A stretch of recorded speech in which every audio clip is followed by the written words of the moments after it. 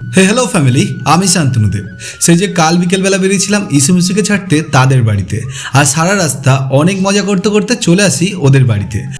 আর আসতেই শরবত হাতে বসে পড়ি, আর আমাদের পাগলিটা মাথার চুল আঁচড়াতে ব্যস্ত দুটো চিরুনি নিয়ে। তারপর আমরা বসে গেছিলাম দুধ দিয়ে লাচ্চা খেতে, যেটা আমার কাছে একটা নতুন খাবার। আর ইস্যু এসেই রেডি হয়ে পড়তেও চলে গেল, আর এর কোনো পড়াশোনা নেই। তারপর এখন আমাদেরও বাড়ি ফেরার পালা, কাল আবার কলকাতাও ফিরতে হবে। আর সাহেবদা গাড়ির চাবিটা নিয়ে কাড়াকাড়ি করতে থাকে। রাতটা এভাবেই কেটেছিল, আর ইস্যু মিশু নেই বলে ভিডিও বানানো হয়নি। সকালবেলা উঠে দেখি দিদি রান্না করতে বসে গিয়েছে, আর আজকের খাবারটা তার এই উনুনেই হবে। আর আমরা খাওয়া দাওয়া করে বাচ্চাদের সাথে সবাই মিলে গিয়েছিলাম তার কাজের সাইডে।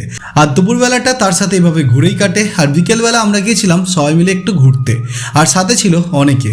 আর রাস্তার মধ্যে হঠাৎ বৃষ্টি নামে, আর আমরা পেট্রোল পাম্পে দাঁড়িয়ে বেশ কিছুক্ষণ দাঁড়িয়ে এই বৃষ্টিতে যাই তন্দুরি চা খেতে এখানকার চাই পাটে।